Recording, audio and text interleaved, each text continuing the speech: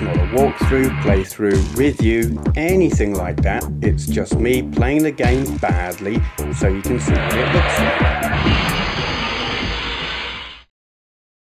This is Galaxian on the Commodore VIC-20 from 1983, Atari Soft. Yay! I like Galaxian, it is one of my favourite arcade games. God. Okay. So graphically it is... How would I describe the graphical quality of this? I suppose I would say chunky smeary. Chunky smeary. Yeah. Big pixels, but they're kind of smeared. So they're not all you can't see jagged edges because the edges are smeared. I think that's the best way I can describe it. So you have approximations of Galaxian spaceships coming down at you. They're very approximate, but they do the trick. You know what's happening. You know there's a coloured blob coming down at you and it's chucking other coloured blobs at you, and if those coloured blobs hit the coloured blob that you're controlling, you're going to die. And they're quite... There's no messing about, you know, they're coming for you in all their blobby, smeary glory. And they're doing it in loudly as well. There's nice, loud, crunchy kind of VIC-20 sound.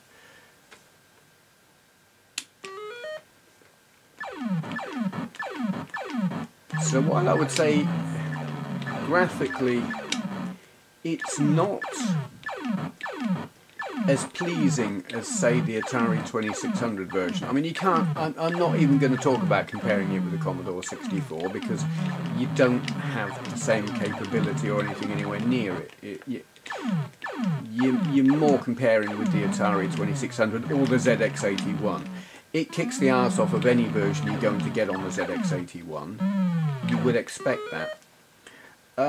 Graphically, I think the Atari game is better. Sound-wise, the Atari game is better, but in terms of actual gameplay, this feels more like arcade Galaxian to me than the 2600 game. There's something about the attack patterns and the multiple colours on the aliens, perhaps. Yeah, it works. Imagine playing arcade Galaxian with a blindfold that you can sort of just see through. It's not a good blindfold. Maybe you've got, you're a bank robber and you've got a pair of tights over your head. That's what it is. It's arcade Galaxian with tights on your head, or a stocking or something. Plays about right. I mean, obviously it's not perfect, but it is fun. It is challenging. It is kind of intimidating in the way that the arcade game is, but with a kind of cheeky grin along with it. It's like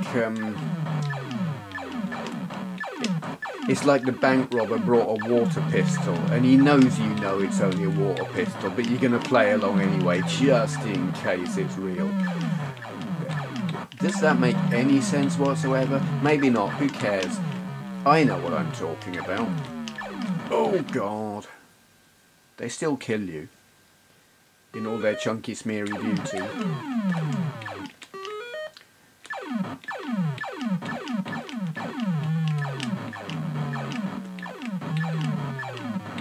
It's got good... The tone... The kind of tones that you get out of the VIC-20 sound chip, I find... I like. It's like those bass tones are really, really distorted and gravelly and whatnot, but that's still got good bass. That's something you don't get on a Sinclair Spectrum.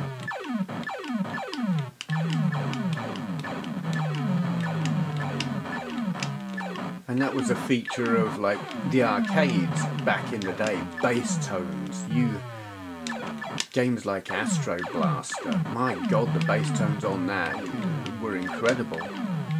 You could hear all of the other games competing with each other at the high end of the audio spectrum, so to speak, but there was this constant boom noise coming in underneath all of it, and that was Astro Blaster. And you always knew if there was an Astro Blaster in the arcade, because it would come rumbling in under everything else. And this does a really good bass tone.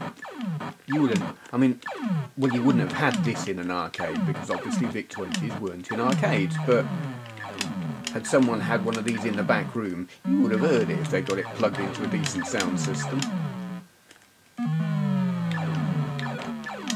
Come on, you buggers.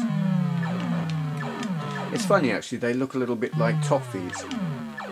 The blue toffees with the foil on the edges.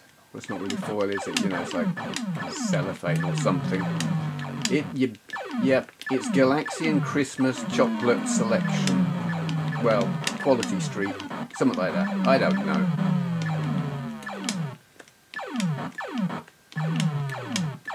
They do, they're toffees.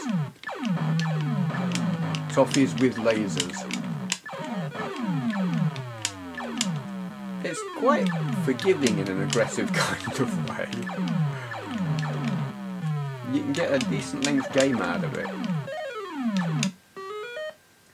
Don't know what level we're on, but we're still going. Oops, spoke too soon. Is that game over? I think that's... no, we're still going.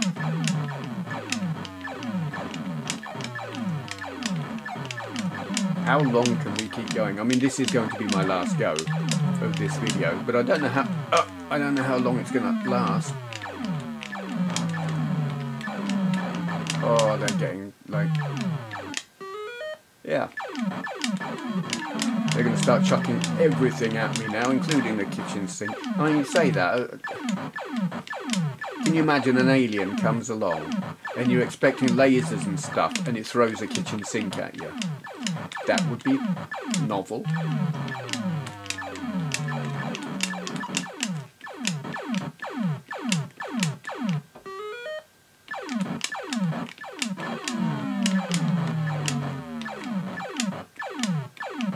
Words. Those red ones, were they there before? Second row. They kind of look like, well, while they were going along up there, is it like a chicken? I think it is. There's a row of chickens just walking along, and the yellow one is perhaps a cockerel. Cockerels aren't yellow, are they? Are they? They might be if you're eating like Kellogg's cornflakes. I'm not sure what colour their cockerel is. It's probably green actually. Why am I talking about cockerels and chickens while playing Galaxian? I do not know. This is the kind of thing you do when you make videos and you have to do live commentary. You just say the first thing that comes into your head, and it's frequently absolute gibberish. Or it is if you're me. Game over. That's fun. I like it. It's, like I said, graphically chunky smeary. But it plays well. This is what I mean about the VIC-20. It hasn't got the graphical capabilities or the processing power to do arcade perfect games, but it has a damn good go, and what it gives you is fun. It's got a cheeky grin. It says, here you go. It's like buying a dodgy fake Rolex off a geezer on the market. You know, it's like, yeah, give this to your girlfriend, she'll love it, she'll never know the difference, or something. That's kind of sexist. Maybe it's a woman buying it for a boyfriend. But do you know what I mean? Cheeky grin. Okay, shutting up now. Thank you for watching. Hello, today's Q&A question is from... right, how do you pronounce this? It looks like FiXato, but with that capital X it might be FiXato.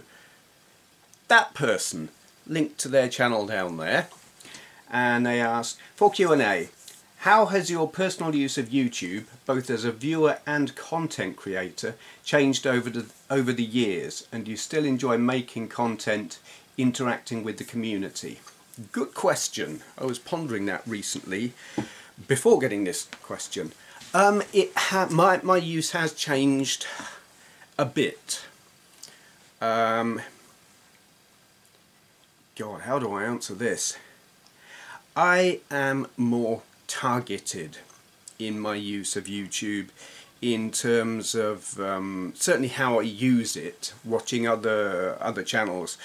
When I started doing YouTube and getting into the retro gaming scene, well, there wasn't a retro gaming scene. There was no community that I was aware of. There were other YouTubers who were just kind of randomly scattered around here and there, doing their own thing. Some big names, Nintendo nerd thingy, and some not so big names, some who inspired me and some who didn't. Collie UK for one, big inspiration. But it was like individual entities here, there and everywhere. And when I started doing this, initially I was just doing my own thing as well. And then I started doing the Friday Talkie. And I learned about what a shout-out was. And I learned that from Luke Morse. He did one. And I thought, hold on, this is a really good thing. And so I started doing them. And that kind of pulled people together. People who were doing shout-outs and pulling people together, it kind of all pulled the community together. I'm not saying I started the community, not for a moment, but I was in there at the start, and there was, you know, things started moving, people started getting together, and the community evolved at that time, and I was a part of it, and thrilled that I was. And there are people who are really, really huge today who will be completely oblivious to that part of YouTube as it was back then, and it won't have even crossed their mind that there was a time when there wasn't a retro gaming community on here. And I kind of sit here and think, stuff you don't know. But I do it differently now. I would hunt for every channel I possibly could that was doing retro gaming, and if I didn't shout them out, I would add them to a page I did on my website that was like trying to list everyone, just to try and get people together. So yeah, a good deal of my YouTube use was searching for channels that I liked, but generally just searching for channels. I don't do that anymore. It got exhausting. The demand for shout-outs got exhausting and frankly a pain in the arse. Yeah, it burned me out completely. So now how I use it is I know which channels I like and I watch them fairly religiously, but the number of those channels is really quite small. I'm not sure how many channels I'm subscribed to, but it rarely goes above a couple of hundred. And of those, how many I actually watch on a regular basis? Not that many. And it varies actually, what do I watch them for? Like, there are some channels who do hardware reviews, and these are reviews of current technology. It might be current hardware of retro style stuff, like emulator based handhelds and stuff like that. And I'm talking about channels like ETA Prime. It's great, you know, if there's something coming out and he's reviewing it, I want to see it. And then there are the channels I watch where I'm watching purely for their personality. And there are quite a few where they might be playing games, they might be talking about hardware, they might be talking about gaming history. I don't actually care what they're talking about. I watch because I like them as a person. I watch more of those than I watch reviewers for the sake of the review. Quite a lot of those, because people on here are nice. Yeah, focused. I don't go looking for new channels. Every so often a new channel will not present itself to me, will come to my attention, and actually usually on Twitter rather than on YouTube. Maybe someone I'm following will tweet something that grabs my attention, something about another channel. I mean, and then of course you get the odd shout out Rich Review Tech USA recently, he gave a big shout out actually to Sweet Anita. I should say that more slowly, Sweet Anita, because otherwise that could just, yeah. Anyway, and what she's doing is unique and highly entertaining and worth watching. It's not actually retro gaming at all, but anyway. So yeah, the odd shout out here and there will get my attention if it looks like someone's doing something unique or brilliant. I do go along and have a look, but mostly I'm not looking for new stuff. I know what I like and I know who I like, and I tend to stick to them now. In terms of creating content, well, as you will have noticed, my production values have not changed in a decade at all. My techniques, methods, whatever, have not. I mean, there was that first year or two where I was using a Panasonic camera, and it was not high definition, and I did not edit. It was just one take, crappy camera at the screen, I play, I talk, and that's it, all in one take. I don't do that anymore. I have an HD, still using the Sony Handycam that I had years ago. It's exactly the same camera, I'm using exactly the same software, and you know, I will edit a little bit, and obviously I'm now doing these double-header videos. But that's all that's changed. It is still a camera pointing at a TV. It is still me sitting here going blah without a clue what I'm talking about for the most part. What I used to do that I don't do, the Friday talkie is gone, because I don't really have anything to talk about that I haven't talked about before. Nothing new comes to mind. Answering questions is great because it's like, give me something to talk about and I'll talk about it, and I'll talk the hind legs off a donkey talking about it. But actually thinking of something new, brain turned to mush some time ago. So I don't do the Friday talkie. I also don't do reviews of retro hardware anymore. I've still got the humongous collection of old computers and consoles. It's here, it's in this room. It's not all laid out nicely, easily accessible and viewable, which is a shame. So there will be no like room tours to peruse my collection. It's in storage, it's all boxed and covered over.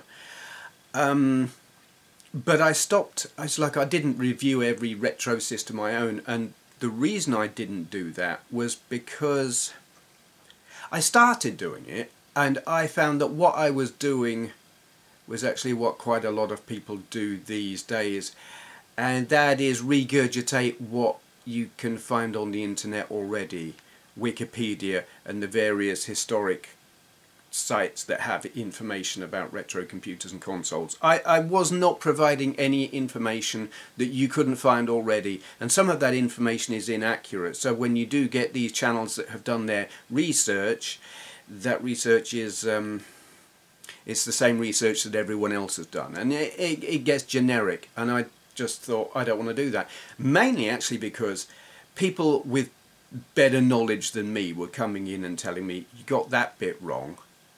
And I couldn't argue that fact. I couldn't say no, I know what I'm talking about, because I didn't. All I'd done was looked it up on Wikipedia, and it's kind of cheap, and I thought I don't want to do that. So I did for a time do overviews where, you know, if I got a new retro system, I would say, I got this, and just say a little bit about what it was and what it was capable of and my own personal experience of it. And I did that for a bit, and you know, if I was to get hold of something new now, I would do the same. But that does kind of leave you open to, well, that was a crap review, you don't know anything about it. Well, yes, that would actually be true, but it was not intended as a review. But I'm not buying new old hardware now anyway. So I guess what is different now is I do cover, I'm not going to say modern, new retro based stuff, you know, the crappy Famiclone things and stuff like that, and the Android based emulation handhelds and stuff like that, TV boxes. When I either have the money to buy one or get given one by various different retailers, shall we say. Yeah, I've not received anything from China for ages. They kind of don't talk to me anymore, and I'm whatever. Don't care. Yeah, so that bit is different. Interacting with the community, I spend more time replying to comments on my videos than any other part of what I do on YouTube, and I love it. It's the best part. I enjoy doing this. I enjoy sitting here talking to the camera and going blah blah about whatever subject. I enjoy pointing the camera at the TV and playing a game and talking absolute bollocks. Love it. Great fun.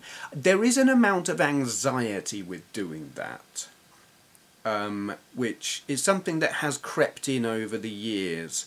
It's like every so often I'll look at one of my old videos, and I'm trying to think what one it was. There was one,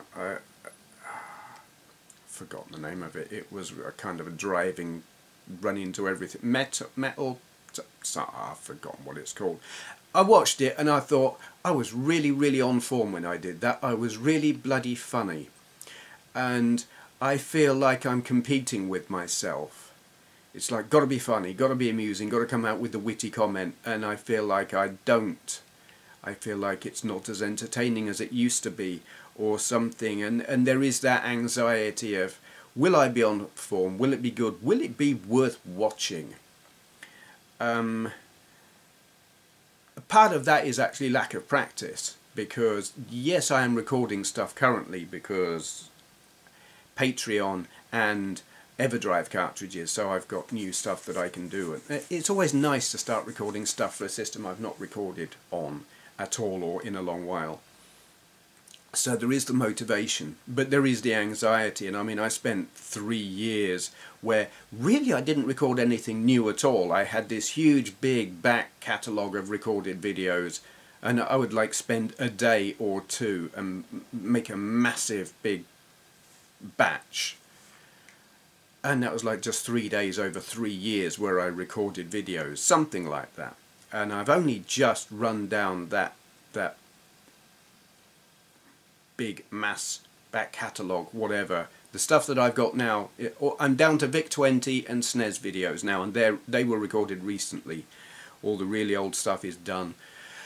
So it's going to be all new content. And someone's texting me. Yeah, and there is a little bit of anxiety. Can I compete with myself? Will I be as good? But in terms of the communicating, the chatting with people on here, I absolutely love it. I don't always, the people I watch, I don't always leave a comment. I always give a like. Anyone who I'm subscribed to, if I watch their video, I will always click like. I don't always comment, not because I don't want to support them, but because I don't necessarily always have something to say. But if I do, I do. Is that good grammar? I don't care. Yeah, so, I don't know, more focused, I guess, in terms of how I interact, or if I'm more focused or not, whatever. That's what I do. But I do still love it. It's, for me, retro gaming and YouTube are so intertwined as an experience. I rarely do one where it doesn't involve the other. I will, if I'm gaming just for the sake of gaming, I'm playing something modern. If I'm retro gaming, I'm recording a video, or, I don't know, learning how to use a piece of hardware or something like that before reviewing it. So the two, they just go hand in hand. And it is a hobby I am still very, very passionate about. So yeah, slightly different from how I started, but in some ways exactly the same. Still love it. No plans of stopping or quitting or or anything like that. There will be times where I will take a hiatus because life is complicated. Right now it's incredibly complicated. You don't know what's going on in my life at all, and I gotta tell you right now, I'm not at all sure I do either. I don't know what I'm doing. Stop bloody texting me when I'm recording a video, damn it. Yeah, okay, gonna shut up now and see who that is. Thank you for watching. Ah, yes. So, I ring the button that releases the hound to that subscribe button. Oh, hello, yes. Do subscribe.